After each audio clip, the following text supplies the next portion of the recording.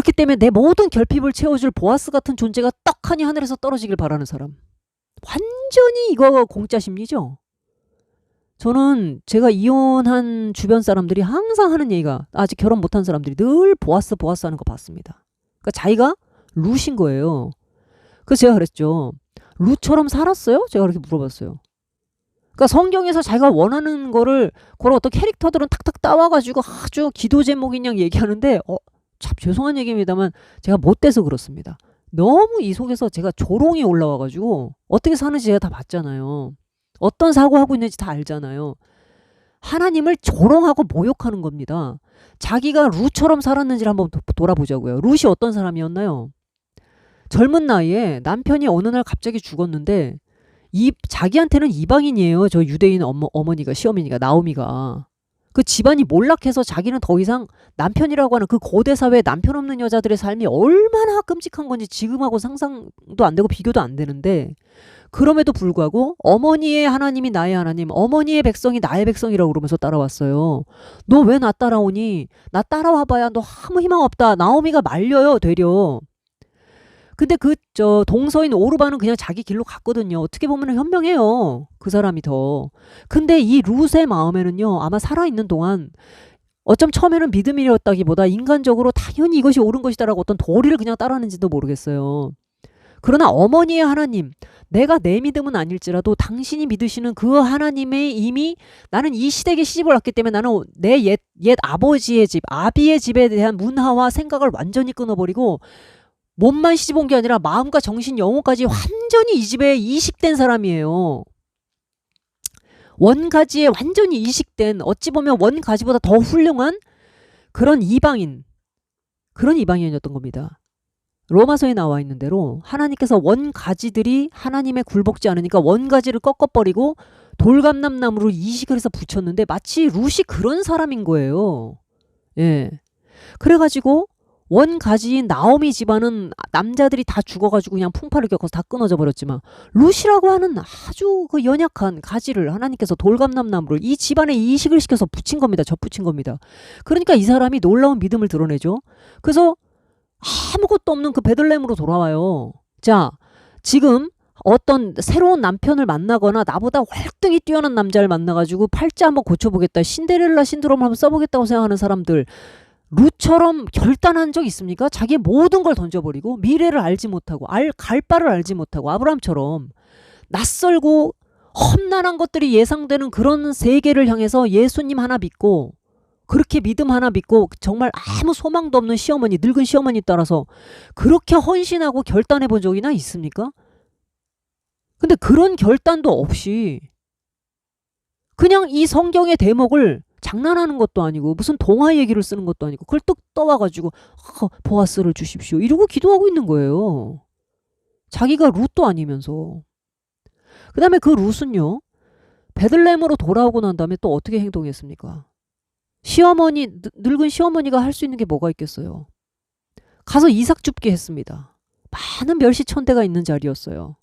그래서 오죽하면은 나중에 보면 보아스가 자기 젊은 종들한테 그 젊은 그 아이가 와가지고 그 주술 때 이렇게 뒤로 흘려주고 절대로 괴롭히지 말아라 이렇게 당부를 할 정도였어요.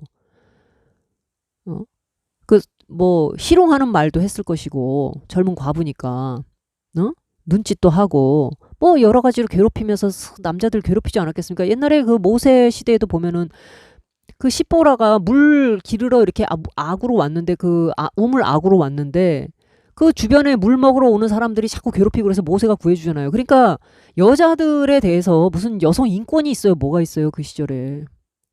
근데 과부가 돼가지고 온 젊은 과부 아이, 그것도 이방인. 그래, 유대 남자들 중에도 좀 불량스러운 사람들 있지 않았겠습니까? 그렇게 괴롭힘을 당하는데도 묵묵히 매일 나가가지고 부지런히 일하는 거예요. 그러니까 주변 사람들이 점점 평판이 좋아지니까 보아스 귀에까지 들어가고, 보아스도 뒤에서 조용히 도와주는 겁니다. 그거 건드리지 말고 필요한 거 있으면 이렇게 뿌려주고 해가지고 자존심도 건드리지 말고 도와준다고 티내지도 말고 이렇게 해줘라. 그래서 벌써 보이지 않는 손길이 뒤에서 도울 정도로 그 평판이 좋은 여자였다 이 뜻입니다. 자기 삶에 주어진 것에 불평이 없어요. 그리고 좀 많이 주워가면 어머니한테 보여주면서 어머니 이렇게 많이 얻어왔어요. 막 기뻐하는 거예요. 그 작은 것 갖고도. 자, 지금 제가 또 질문합니다. 룻처럼 사셨나요? 아무것도 아닌 것에 그렇게 기뻐하면서 내 인생이 앞으로 어떻게 굴러갈지 아무 욕심도 없이 온전히 그냥 어머니의 하나님, 어머니의 백성 이렇게 하고 헌신하고 결단하고 뒷것을 돌아보지 않고 완전히 자기의 이전 삶으로부터 떠나가지고 오직 하나님의 백성에게 완전히 이식되고 붙여졌나요? 당신의 삶은? 가치관도 태도가 뭡니까? 어떤 것에도 불평하지 않고 이미 주어진 것 안에서 묵묵히 순종하며 기뻐하는 이 태도. 아주 순종적인 태도입니다. 두 번째, 이 순종적 태도가 가장 좋은 가치를 붙잡게 했습니다. 어떤 가치? 하나님, 어머니 백성. 세상적 눈으로 볼 때는 오르바가 훨씬 똑똑했지만 하나님께서 보실 때 이 사람은 가장 좋은 태도를 가지고 가장 귀한 가치를 붙들었습니다. 그래서 마지막에 어떤 능력이 나타나나요? 베들레헴의 유력자 보아스의 아내가 됩니다. 그리고 누구를 낳았죠? 이세, 다윗의 할아버지 이세의 그 아버지가 되는 오벳을 낳았죠. 그러니까 이게 바로 태도가 잘 좋게 형성된 사람, 태도가 잘 갖춰진 사람은 아주 좋은 가치를 잡는 능력을 갖게 되는데 이게 마지막으로 결정적으로 삶 가운데 하나님의 능력을 얻는, 그러니까 진짜 능력이 된다는 겁니다. 능력을 다른 말로 할게요. 실력이 된다 이겁니다. 효과가 나타난다. 열매가 맺어진다. 결실이 맺어진다. 그 뜻입니다. 태도, 가치, 능력 이렇게 됩니다. 근데 태도도 형성되지 않은 사람이 능력망은 탐해요. 그래서 마귀가 이 사람 속에 들어오는 겁니다. 귀신이 들어와가지고 속여요. 태도가 온전치 않은데 학생들 공부 가르쳐보면 압니다. 태도가 좋은 아이들이 어떻게 살아야 될지 가치가 잘 정립이 되고 가르쳐주는 대로 합니다. 잘 갖춰줘요. 운동선수들 운동해보신 분들도 알 겁니다. 스쿼트 한번 하는데도 이 자세, 태도가 얼마나 중요한가. 몸의 위치, 각도 같은 것도 정교하게 잘 잡은 사람이 그게 분명한 가치가 돼서 마지막에 운동의 효과가 나타나는 능력의 단계로 갈 수 있다 이 뜻입니다. 신앙도 여러분 태도가 갖춰지지 않은 사람, 즉 틀이 갖춰지지 않은 사람이 당장 능력만 잡으려고 지름길만 찾는 아주 얍삽하고 이 얄팍한 사람들이 있어요. 자기는 하나도 태도를 갖추지 않으면서 능력의 단계를 원해요. 근데 자기가 그 능력까지 올라가기 쉽지 않으니까 배우자를 그런 사람을 구해요. 성령 충만한 사람. 성령 충만한 사람이래요. 성령 충만한 사람이 뭐 때문에 성령 정말 충만한 사람이 이 성령 충만하지도 않은 얕은 꾀를 가지고 있는 여자한테 장가갈 일이 있겠습니까? 하나님이 그런 사람을, 이 성령 충만한 사람을 그런 사람한테 보낼 일이 있겠습니까? 그거는 성령 충만한 사람 입장에서는 그건 저주인데. 그러니까 엉뚱한 생각을 하고 있는 거예요. 자기가 준비되지 않고 자기가 성령께 순복해서 룻처럼 살려고 해야 보아스를 만나는 거죠. 네? 보아스 자체를 구하는 게 나쁘진 않은데 내가 정말 룻 같은가를 돌아보지도 않으면서 얼마나 참 우스운 기도들을 하고 있는지 모릅니다. 그리고 자기의 순수성을 마지막으로 자기의 순수성과 의의를 확 내세워가지고 내가 잘못한 게 뭐 있어 라고 얘기를 하는데 이런 사람들은 결국에는 정말 자기 십자가를 지고 자기를 부정하고 하나님의 원하시는 길을 가는 마지막 결정적 순간에 딱 이탈해버립니다. 왜냐하면 자기가 너무 의롭거든요. 자기 생각엔. 자기가 너무 많이 헌신했다고 생각하거든요. 여러분 여기서 제가 잠깐 물 좀 마시고 오겠습니다. 상대 배우자와 자기가 믿음과 신앙으로 깊이 연결되기를 바라면서 걸어왔지만 상대가 정말 그 결정적인 어떤 외도라고 하는 잘못을 저질렀을 때 하나님께서 나에게 왜 이렇게 갚아주실까라고 자기를 심판하는 자리를 못 가고 저놈은 끝내 안 되는 거였어. 이제 이렇게 가는 거죠. 사실은 그 결혼은 가해자와 피해자만을 구분할 수가 없는 상태가 이 결혼입니다. 근데 이제 상대를 계속 가해자로 만들어요. 나는 피해자인 거예요. 여러분 뭐 신체적 폭력을 하거나 남편이 정서적, 신체적, 물리적 학대를 계속하는 결혼을 제가 지속하라고 말하고 있는 거 아닙니다. 그런 경우에는 반드시 끊어야 돼요. 그런데 그렇지 않고 그냥 일반적인 결혼 생활 가운데에서 서로 뭐 성격 차이는 늘 있을 수 있는 겁니다. 근데 이제 예를 들어서 이런 외도가 발생했을 때 남편이 믿지 않는 경우인데 그래서 이제 자기는 자기 딴에는 뭐 이렇게 믿게 하면 되지 하고 자기의 순수한 의의 하나 바라보고 뭐 남편이 이제 초창기에는 뭐 결혼할 때 그럼 나도 같이 교회 갈게 해가지고 뭐 결혼을 할 수도 있었겠죠. 근데 어쨌든 자신은 다른 거 안 보고 순수하게 사람 하나만 봤다 이렇게 결혼을 했는데 여러분 아시지만 목사들도 바람핍니다. 목사들도 문제를 많이 일으켜요. 여자들은 상대적으로 조금 덜해요. 근데 남자들한테 벌어질 수 있는 가장 쉽게 접근되는 문제들이 그런 거죠. 성적인 문제. 그러면은 아내 입장에서는 굉장히 치욕스럽지 않습니까?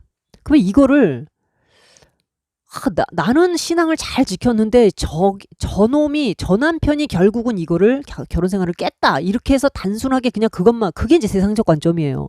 이 문제를 통해서 하나님이 왜 나에게 이런 수치를 주셨느냐 하고 거기서 엎어지기보다는 또 내가 저 남편을 진실로 영혼을 사랑했나?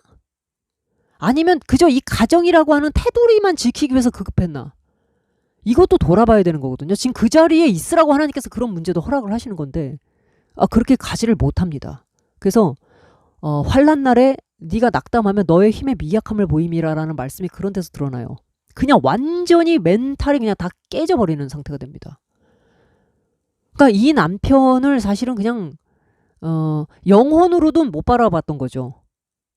지금 저 영혼 저대로 두면 저거 무너진다. 그러니까 내가 아내와 남편의 위치에서 한 걸음 더 나가서 성도로서 상대를 못 바라보는 거예요. 배우자를. 그게 결국 깨져버렸습니다. 근데 그 이후에 어떻게 됐을까요? 대부분 굉장히 후회해요. 그 이혼 이후에. 뭐 한 몇 년 정도는 뭐 그럭저럭 살지만 그 이후 되면 이 혼자서 이 결혼 생활 없이 울타리 없이 혼자 아이들을 키우거나 여자 혼자 살아간다는 게 단지 돈의 문제를 떠나서 정서적으로 하나님께서 그래서 사람이 혼자 지내는 게 좋지 않다 하신 이유가 있어요. 그러다 보니까 이제 새로운 짝을 구하지 않겠습니까? 제가 볼 때 재혼이 너무 어렵더라고요. 재혼을 해도 이미 앞서 하나님께서 한번 스스로를 회복할 수 있는 기회를 아주 어렵게 주셨는데 거기서 그 작업을 하지 못한 채 그냥 빠져만 나와가지고 자기가 원하는 대로 삶을 꾸리고 그냥 살아가는 거죠. 자기 나름대로 가치 판단을 내려가지고. 그러니까 하나님하고의 관계도 굉장히 어색해집니다. 그리고 한번 이렇게 인식의 왜곡이 일어나요. 나는 잘못된 사람을 만나 잘못된 결혼을 해서 내가 너무 잘못된 헌신만 해서 나는 어려워졌어 해서 자기 피해의식으로 꽉 차고 자기 연민에 꽉 차게 되면요. 그 이후에는 이 사람의 신앙이 이전보다 못한 상태가 되는 걸 많이 봤습니다. 퇴행이 되는 거죠. 그래서 점점 어려운 삶을 살더라고요. 그리고 하나님에 대해서 말을 하는 걸 보면 좀 놀랄 정도로 아주 유아적인, 아주 이기적인, 정말 유아적인 그런 상태에 머물러 있는 걸 보게 됩니다. 그래서 신앙생활이라든가 삶의 전반적인 문제라든가 이런 게 점점 더 어려워지는 거를 보게 되는 거죠. 하나님께서 기뻐하시는 삶이 아니었던 것이고 하나님 기뻐하는 판단도 아니었던 겁니다. 그래서 어쨌든 주어져 있었던 결혼 생활, 적어도 아이들을 낳고 이렇게 하나님이 처음에 나에게 주셨던 그 울타리, 그게 비록 뭐 어떻게 뭐 잘못된 욕구가 있었던 어쨌든 그래도 그 안에서 답을 찾으려고 하는 것이 가장 좋습니다.